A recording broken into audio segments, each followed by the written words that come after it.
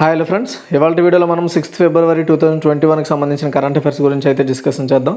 7th ఫిబ్రవరి వచ్చేసి మనకి 8th ఫిబ్రవరి 12 PM అయితే అప్లోడ్ అయితే చేయడం జరుగుతుంది. ఈ టైమింగ్ గుర్తుపెట్టుకోండి. 8th అంటే 7th సంబంధించిన కరెంట్ అఫైర్స్, ఇది 6th సంబంధించిన కరెంట్ అఫైర్స్ గురించి ఈ వీడియోలో తెలుసుకుందాం. ఇది లార్జెస్ట్ లెర్నింగ్ ప్లాట్ఫామ్ అండి అన్అకాడమీ. వీళ్ళు APSC, TSPSC and SI constable ఉద్యోగాలకు ప్రిపేర్ అవుతున్న వాళ్ళ కోసం బెస్ట్ బ్యాచ్ కోర్సులు ప్రొవైడ్ చేస్తున్నారు. అండ్ ప్రజెంట్ ఒక ఆఫర్ ఉందండి. ఎవరైతే 12 నెలల సబ్స్క్రిప్షన్ తీసుకుంటారో వాళ్ళకి 2 months సబ్స్క్రిప్షన్ అయితే ఫ్రీగా ప్రొవైడ్ చేస్తున్నారు. ఇది వచ్చేసి ఫిబ్రవరి 8th and 9th వరకే ఆఫర్ అవైలబుల్లో ఉంటుంది. అండ్ సాధన పేరుతో వచ్చేసి ప్రాక్టీస్ కోర్స్ తీసుకొస్తున్నారండి. గ్రూప్ 1, 2 ఎగ్జామ్స్కి సంబంధించి, ఏపీ అండ్ తెలంగాణకి సంబంధించి. ఇందులో 3 ఎడ్యుకేటర్ల ద్వారా ఈ బ్యాచ్ అయితే మనకి 9th ఫిబ్రవరి 2022లో స్టార్ట్ కాబోతుంది. నెక్స్ట్ వచ్చేసి జూనియర్ అసిస్టెంట్ కంప్యూటర్ అసిస్టెంట్కి సంబంధించి మాక్ టెస్ట్ సిరీస్ అయితే జరగబోతుంది. ఇది ఫిబ్రవరి 6th ఉండబోతుంది. ఆఫ్టర్నూన్ 2 PMకి 150 ప్రశ్నలు, 150 నిమిషాలు, ఫ్రీ స్కాలర్షిప్ టెస్ట్. ఎవరైతే ఇందులో మనకి ర్యాంక్ 1 నుండి ర్యాంక్ 4 వరకు ర్యాంక్ సంపాదిస్తారో వాళ్ళకి పర్సంటేజ్ వైడ్గా స్కాలర్షిప్ అయితే ప్రొవైడ్ చేస్తారు. ఇది current affairs, general science, modern India and Indian national movement మీద డిపెండ్ అయి ఉంటుంది టెస్ట్. తర్వాత వచ్చేసి ఎండోమెంట్ పేపర్ 2కి సంబంధించిన కూడా మాక్ టెస్ట్ ఉంది. ఇది ఫిబ్రవరి 13th ఉండబోతుంది. 150 ప్రశ్నలు, 150 నిమిషాలు, ఫ్రీ స్కాలర్షిప్ టెస్ట్. ఇందులో కూడా ర్యాంక్ 1 నుండి ర్యాంక్ 4 వరకు ఎవరైతే ర్యాంక్ సంపాదిస్తారో వాళ్ళకి పర్సంటేజ్ వైడ్గా స్కాలర్షిప్ ఇస్తారు. ఇది వచ్చేసి మనకి భగవత పూర్ణ అండ్ పురాణస్ హిందూ అండర్వైడ్ ఫ్యామిలీస్ మీద ఉంటుంది టెస్ట్. తర్వాత వచ్చేసి వీకెండ్ మారుతానండి. ఎవరైతే జూనియర్ అసిస్టెంట్గా ప్రిపేర్ అవుతున్నారో వాళ్ళకి ఇంపార్టెంట్ టాపిక్స్ని వీళ్ళు మొత్తము 8 మంది ఎడ్యుకేటర్ల ద్వారా మీకు క్లియర్ చేస్తారు. 6th ఫిబ్రవరిని 7 AM ఉండబోతుంది. తర్వాత వచ్చేసి వీకెండ్ మారదాన్ కూడా ఉందండి. ఇది గ్రూప్ 1, 2 ఎగ్జామ్స్కి సంబంధించి మొత్తము 8 మంది ఎడ్యుకేటర్ల ద్వారా 11th ఫిబ్రవరి 7 AMకి వీళ్ళు పర్టికులర్గా డిస్కషన్ తీసుకోబోతున్నారు. తర్వాత వచ్చేసి వీకెండ్ మారదాన్ కూడా ఉంది. ఇంకోటి ఏంటంటే ఎండోమెంట్ ఇంపార్టెంట్ టాపిక్స్ మీద ఏపీఎస్ గ్రూప్ 4 ఆస్పిరెంట్స్కి ఇది ఉపయోగపడుతుంది అనమాట. అండ్ 12th, 13th దీనికి సంబంధించి 7 AMకి మొత్తం 8 మంది ఎడ్యుకేటర్ల ద్వారా దీనికి సంబంధించిన మారతాన్ ఉంటుంది. అండ్ ప్లస్ ఫీచర్స్ మీకు ఏంటి అంటే నచ్చిన ఎడ్యుకేటర్ ద్వారా నేర్చుకోవచ్చు. కంప్లీట్ ఎగ్జామ్ ప్రిపరేషన్ ప్లాన్ ఉంటుంది. రెగ్యులర్గా డౌట్ క్లియరింగ్ సెషన్స్ ఉంటాయి. మొత్తం సిలబస్ కవర్ చేస్తారు. Free test series, weekly mock టెస్ట్లు ఉంటాయి. అండ్ ఫ్రీకి అండ్ ప్లస్ సబ్స్క్రిప్షన్ డిఫరెన్స్ చూసుకుంటే ఫ్రీలో అన్ని కూడా లిమిటెడ్ అండి. ప్లస్ సబ్స్క్రిప్షన్ తీసుకుంటే అన్ని కంప్లీట్ అన్లిమిటెడ్లో ప్రొవైడ్ చేస్తారు. ఇందులో 1 month సబ్స్క్రిప్షన్ యాక్చువల్గా వచ్చేసి 1700 రూపాయలు. అండ్ కింద నేను డిస్క్రిప్షన్లో మీకు EDU Tech 10 అనే ఒక కోడ్ ఉంటుంది. ఈ కోడ్ TEC అండి, టెక్ 10 అనే కోడ్ ఉంటుంది. ఆ కోడ్ కానీ మీరు వాడితే మీకు 10% డిస్కౌంట్ వస్తుంది. అంటే 1700 రూపాయలది 1530 రూపాయలకి రావడం జరుగుతుంది అనమాట. ఎవరికైనా ఇంట్రెస్ట్ ఉంటే ట్రై చేయండి. డిస్క్రిప్షన్లో ఆ పర్టికులర్ లింక్స్ అయితే ఉండడం జరిగింది. గైస్, ప్రతి ఒక్కరు కూడా ఈ వీడియోని లైక్ చేయండి, సపోర్ట్ చేయండి. మీ వాల్యుబుల్ కామెంట్స్, మీ సజెషన్స్ అనేవి కామెంట్ సెక్షన్ ద్వారా నాకు తెలియజేయండి. ఫస్ట్ క్వశ్చన్ అండి, IIT హైదరాబాద్ ఏ బ్యాంకు నుండి నిధుల సహకారంతో వికలాంగుల కోసం AI ఆధారిత జాబ్ పోర్టల్, దాని పేరు స్వరాజబిలిటీ అండి. స్వరాజబిలిటీని ప్రారంభించింది అంటే స్టేట్ బ్యాంక్ ఆఫ్ ఇండియా అండి. Sorry, Kotak Mahindra bank, state bank కాదు. Indian institute of technology Hyderabad అంటే ఫిజికల్లీ డ్యామేజ్డ్ క్యాండిడేట్స్ ఉంటారు కదా, PWD క్యాండిడేట్స్, అంటే వైకల్యాలు ఉన్న వ్యక్తులు, వాళ్ళకి సంబంధించిన నైపుణ్యాలు పొందేందుకు మరియు ఉద్యోగాలను వాళ్ళు వెతుకడం కోసం స్వరాజబిలిటీ అనే ఒక ఆర్టిఫిషియల్ ఇంటెలిజెన్స్ జాబ్ పోర్టల్ని అయితే తయారు చేసింది. ఇది ప్రస్తుతం పోర్టల్ యొక్క బేటా వెర్షన్ రిలీజ్ చేశారు. ఈ ప్రోడక్ట్ కోటక్ మహీంద్రా బ్యాంక్ ద్వారా నిధులు సమకూర్చడం ద్వారా దీన్ని తయారు చేశారనమాట. అండ్ ఈ బ్యాంక్తో పాటు యూత్ ఫర్ జాబ్స్, విజువల్ క్యాస్ట్తో కలిసి అభివృద్ధి చేశారు దీన్ని. తర్వాత వచ్చేసి సెకండ్ వన్ అండి, 2021-26 ఈ సంవత్సరాల కోసం Indian footwear and leather development programme IFLDP కొనసాగించడం కోసం ప్రభుత్వం ఆమోదించింది. అయితే ఈ ప్రోగ్రాం కోసం ఎంత మొత్తంలో ఖర్చు ఆమోదించింది అంటే 1700 కోట్ల రూపాయలండి. 2021 నుండి 22 అండ్ 2025 నుండి 26 ఈ మధ్యకాల ఫైనాన్షియల్ ఇయర్కి సంబంధించి, అంటే 5 years పాటు Indian footwear and leather development, ఈ పర్టికులర్గా ఏవైతే ఈ పరిశ్రమలు ఉంటాయో వాటిని అభివృద్ధి చేయడం కోసం, వాటి కోసం రుణాలు ఇచ్చే విధంగా కేంద్ర ప్రభుత్వము మొత్తం 1700 కోట్ల రూపాయలని అయితే ఆమోదించింది. ఇది మార్చి 31, 2026 వరకు కూడా ఈ ఫండింగ్ అనేది ఆ యొక్క పర్టికులర్ ఇండస్ట్రీస్కి సహకారం కింద అందించడం జరుగుతుంది. తర్వాత వచ్చేసి థర్డ్ వన్ అండి, నకిలీ ఖాదీ ఉత్పత్తులను విక్రయించినందుకు ఏ ఖాదీ సంస్థ ధృవీకరణను KVIC ఇటీవల రద్దు చేసింది అంటే Mumbai khadi and village industries association అండి. గుర్తుపెట్టుకోవాలి, చాలా ఇంపార్టెంట్. ఓకే, చూడండి, ఖాదీ విలేజ్ ఇండస్ట్రీస్ కమిషన్, దీన్ని KVIC అంటారు. KVIC ముంబైకి చెందిన 68 ఏళ్ళ అండ్ బాగా పాపులర్ అయిన ఖాదీ ఎంపోరియం ఖాదీ సర్టిఫికేషన్ రద్దు చేసిందనమాట. ఖాదీ ఎంపోరియం యొక్క, అది కూడా ముంబైకి చెందిన ఖాదీ ఎంపోరియం యొక్క సర్టిఫికేషన్ని KVIC అయితే రద్దు చేసింది. అండ్ ఇకపై ఖాదీ ఉత్పత్తులను దీనికి విక్రయించుకోవడానికి అవకాశం అయితే లేకుండా నిషేధం విధించింది. ఎంకేవిఐ 1954 నుండి ముంబైలోని మెట్రోపాలిటన్ ఇన్సూరెన్స్ హౌస్లో బాగా పాపులర్ అయిన ఖాదీ ఎంపోరియం అనమాట. అంటే ఖాదీ వస్తువులు ముంబైలో అమ్మే బాగా ఒక పర్టికులర్ ఏంటంటే ఒక సంస్థ లాంటిది. అంటే నకిలీ ఖాదీ ఉత్పత్తులను ఇది విక్రయిస్తోంది అని తెలిసిన తర్వాత దీనికి జీరో టాలరెన్స్ విధానానికి వ్యతిరేకంగా ఇది పనులు చేసిందనే ఉద్దేశంతో ఈ ఎంకేవిఐఏ యొక్క లైసెన్స్ను కేవీఐసి అయితే రద్దు చేసింది. తర్వాత 4th వన్ అండి, 2022 ఐసీసీ అండర్-19 ప్రపంచ కప్ ఛాంపియన్షిప్ని గెలుచుకున్న భారత్ ఏ జట్టును ఓడించింది అంటే ఇంగ్లాండ్ అండి.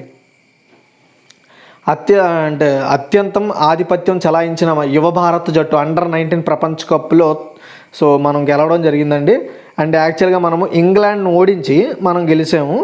అండ్ అయితే ఇప్పటి వరకు 14 సార్లు అండర్-19 ప్రపంచ కప్ జరగగా మన భారత్ అండర్-19 టీం వచ్చేసి 5 సార్లు ఛాంపియన్గా నిలిచింది, 3 సార్లు రన్నరప్గా అయితే ట్రోఫీ గెలుచుకుంది. ఫైనల్లో యష్దుల్ నాయకత్వంలో భారత జట్టు 4 వికెట్ల తేడాతో గెలిచింది. టాస్ గెలిచి తొలుత బ్యాటింగ్ ఎంచుకున్న ఇంగ్లాండ్ 44.5 ఓవర్లలో 189 పరుగులకి ఆల్అౌట్ అయింది. అండ్ టోర్నమెంట్ వెస్టిండీస్లో జరిగింది. అంటిగ్వాలో నార్త్ సౌండ్లలో సర్ వివియన్ రిచర్డ్స్ స్టేడియంలో ఈ ఫైనల్ మ్యాచ్ అయితే జరిగింది. తర్వాత వచ్చేసి 5th వన్ అండి, ఇటీవల మరణించిన ప్రముఖ రాజకీయ నాయకుడు చందుపట్ల జంగారెడ్డి ఏ రాజకీయ పార్టీకి చెందినవాడు అంటే బీజేపీ అండి.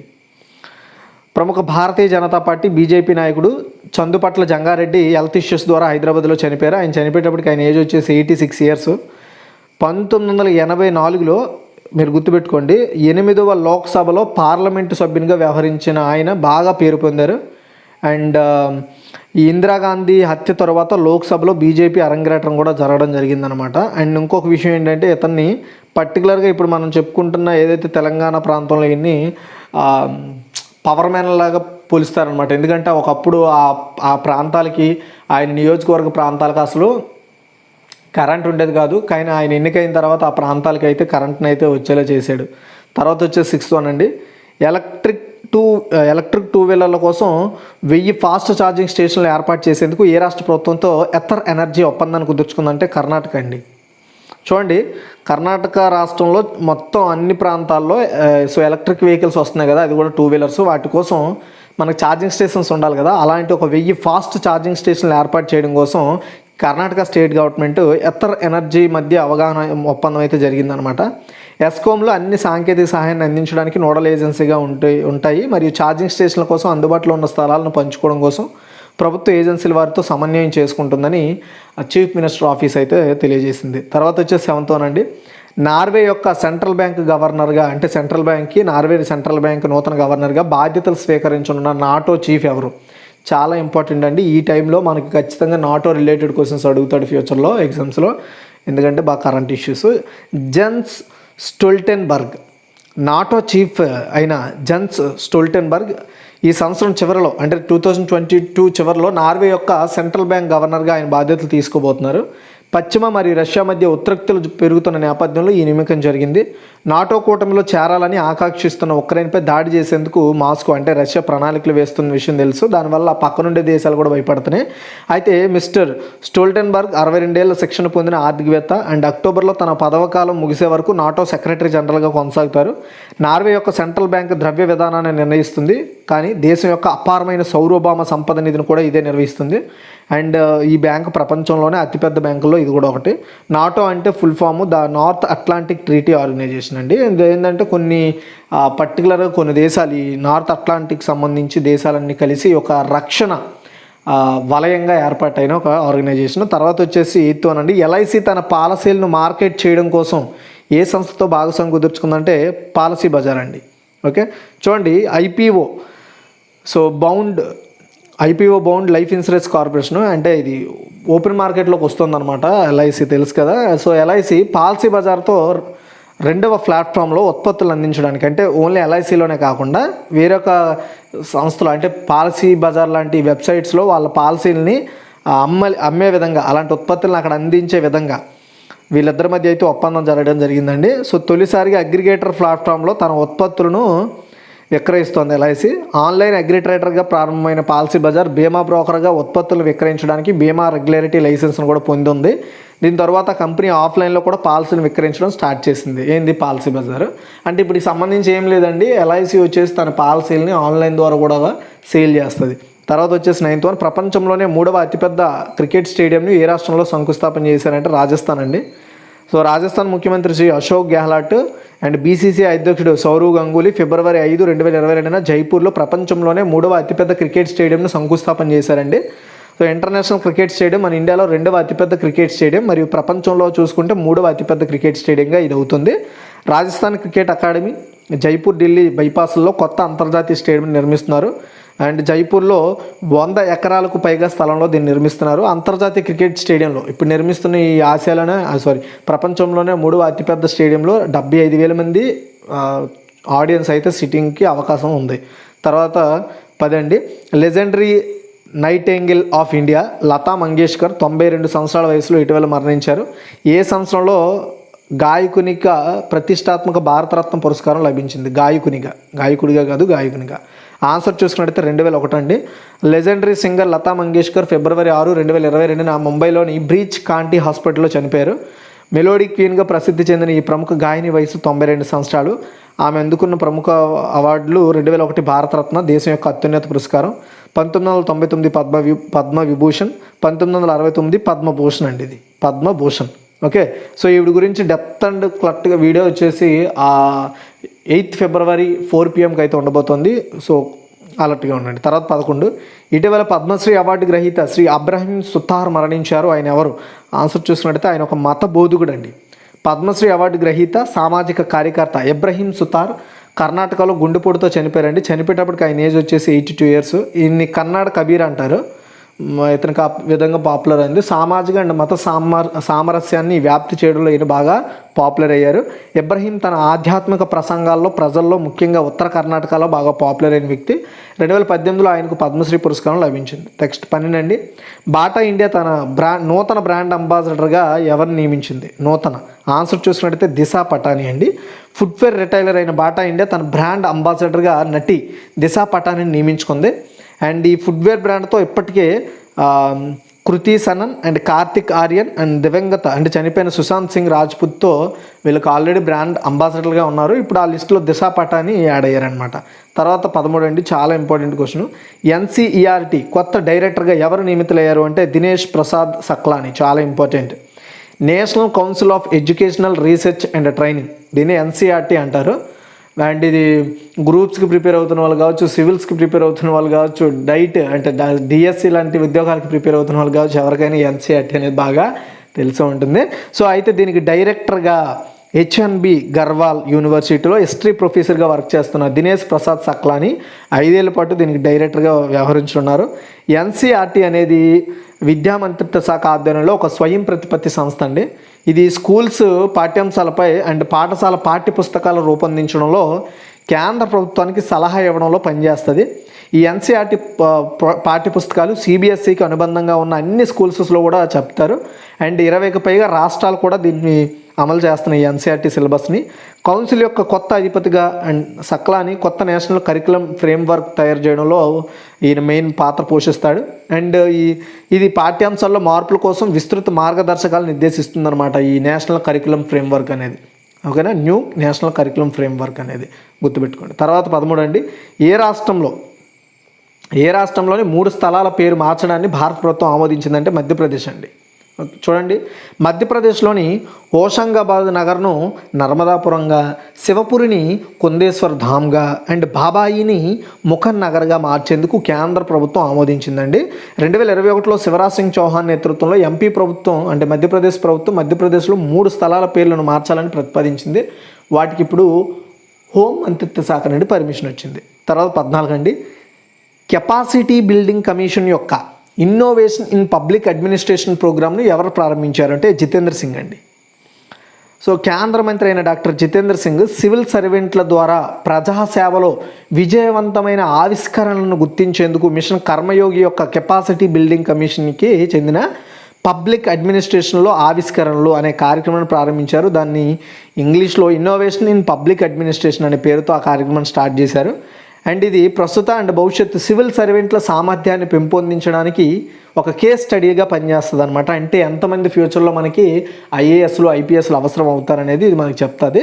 సో మొత్తం దేశంలో విజయవంతమైన ఆవిష్కరణలు పెంచేందుకు కూడా ఇది అందుబాటులో ఉండేలా ఈ సిబిసి నాలెడ్జ్ రిపోజిటరీని రూపొందించనున్నట్లుగా ఆయన చెప్పడం జరిగిందనమాట. అంటే సిబిసి అంటే కెపాసిటీ బిల్డింగ్ కమిషన్ అనమాట. అండ్ మినిస్ట్రీ ఆఫ్ సైన్సెస్ యొక్క స్టేట్ మినిస్టర్గా, science and ministry of state మినిస్టర్గా, సైన్స్ అండ్ పిఎంఓ స్టేట్ మినిస్టర్గా, సిబ్బంది మంత్రిత్వ శాఖలో రాష్ట్ర మంత్రిగా జితేంద్ర సింగ్ అయితే పనిచేస్తున్నారు. నెక్స్ట్ 15 అండి, ఇండియన్ మిలిటరీ నూతన సెక్రటరీగా ఎవరు నియమితులయ్యారు అంటే పీజేకే మీనన్. సో ఆర్మీ హెడ్ ఆఫీస్లో కొత్త మిలిటరీ సెక్రటరీగా లెఫ్టినెంట్ జనరల్ పీజేకే మీనన్ నియమితులయ్యారు.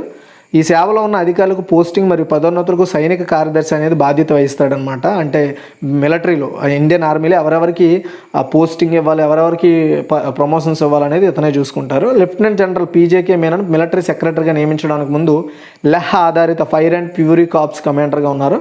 అతను సిక్కు రెజిమెంట్ యొక్క 17వ బెటాలియన్లో నియమించబడిన వ్యక్తి. ఓకే, గుర్తుపెట్టుకోండి. ఇప్పుడు క్విక్ రివ్యూ చూద్దాం. సో ఐఐటి హైదరాబాద్లో ఏ బ్యాంకు నుండి నిధుల సహకారంతో వికలాంగుల కోసం ఏఐ ఆధారిత జాబ్ పోర్టల్ స్వరాజబిలిటీని ప్రారంభించారు అంటే కోటక్ మహీంద్రా బ్యాంక్. అండ్ 2021-2026 కోసం Indian footwear and leather development programme కొనసాగించడం కోసం కేంద్ర ప్రభుత్వం ఆమోదించింది. ఈ ప్రోగ్రామ్ కోసం ఎంత మొత్తాన్ని ఖర్చులు ఆమోదించిందంటే 1700 కోట్లు. నకిలీ ఖాదీ ఉత్పత్తులను విక్రయించినందుకు ఏ ఖాదీ సంస్థ ధృవీకరణను కేవీఐసీ ఇటీవల రద్దు చేసిందంటే Mumbai khadi and villages industries association. తర్వాత క్వశ్చన్ చూసుకుంటే 2022 ఐసీసీ అండర్-19 ప్రపంచ కప్ ఛాంపియన్షిప్ని గెలుచుకున్న భారత్ గెలుచుకుంది. ఏ జట్టును ఓడించింది అంటే ఇంగ్లాండ్ అండి. మరణించిన ప్రముఖ రాజకీయ నాయకుడు చందుపట్ల జంగారెడ్డి ఏ రాజకీయ పార్టీకి చెందినవాడు అంటే బీజేపీ. తర్వాత చూసుకుంటే ఎలక్ట్రిక్ 2 వీలర్స్ కోసం 1000 ఫాస్ట్ ఛార్జింగ్ స్టేషన్లు ఏర్పాటు చేసేందుకు ఏ రాష్ట్ర ప్రభుత్వం ఎథర్ ఎనర్జీతో ఒప్పందం కుదుర్చుకుందంటే కర్ణాటక. అండ్ నార్వే యొక్క సెంట్రల్ బ్యాంక్ గవర్నర్గా బాధ్యతలు స్వీకరించిన నాటో చీఫ్ ఎవరు అంటే జేన్స్ స్టోల్టెన్బర్గ్. తర్వాత వచ్చేసి ఎల్ఐసి తన పాలసీలను మార్కెట్ చేయడం కోసం ఏ సంస్థతో భాగస్వామ్యం కుదుర్చుకుందంటే పాలసీ బజార్. తర్వాత వచ్చేసి ప్రపంచంలో 3వ అతిపెద్ద క్రికెట్ స్టేడియంని ఏ రాష్ట్రంలో శంకుస్థాపన చేశారంటే రాజస్థాన్. లెజెండరీ నైటాంగిల్ ఆఫ్ ఇండియాగా పేరు పొందిన లతా మంగేష్కర్ ఇటీవల మరణించారు. ఆమె అంటే భారతరత్న పురస్కారాన్ని ఏ సంవత్సరంలో పొందింది అంటే 2001. అండ్ ఇటీవల పద్మశ్రీ అవార్డు గ్రహీత శ్రీ ఇబ్రహీం సుతార్ మరణించారు. అతను ఎవరు అంటే ఒక మతబోధకుడు అండి. అండ్ టాటా ఇండియా తన నూతన బ్రాండ్ అంబాసిడర్గా ఎవరు నియమించిందంటే దిశా పటాని. అండ్ ఎన్సీఆర్టీ కొత్త డైరెక్టర్గా ఎవరు నియమితులయ్యారంటే దినేష్ ప్రసాద్ సక్లాని. తర్వాత క్వశ్చన్ చూసుకుంటే ఏ రాష్ట్రంలో 3 స్థలాల పేర్లు మార్చడాన్ని భారత ప్రభుత్వం ఆమోదించిందంటే మధ్యప్రదేశ్. తర్వాత కెపాసిటీ బిల్డింగ్ కమిషన్ యొక్క innovation in public administration programme ఎవరు ప్రారంభించారంటే జితేంద్ర సింగ్ అండి. అండ్ ఇండియన్ మిలిటరీ నూతన సెక్రటరీగా ఎవరు నియమితులయ్యారంటే పీజేకే మీనన్. అంటే సెక్రటరీ మీన్స్ కార్యదర్శి. ఈ వీడియో నచ్చితే లైక్ చేసి షేర్ చేసి మరిన్ని అప్డేట్స్ కోసం మన ఛానల్ ఫాలో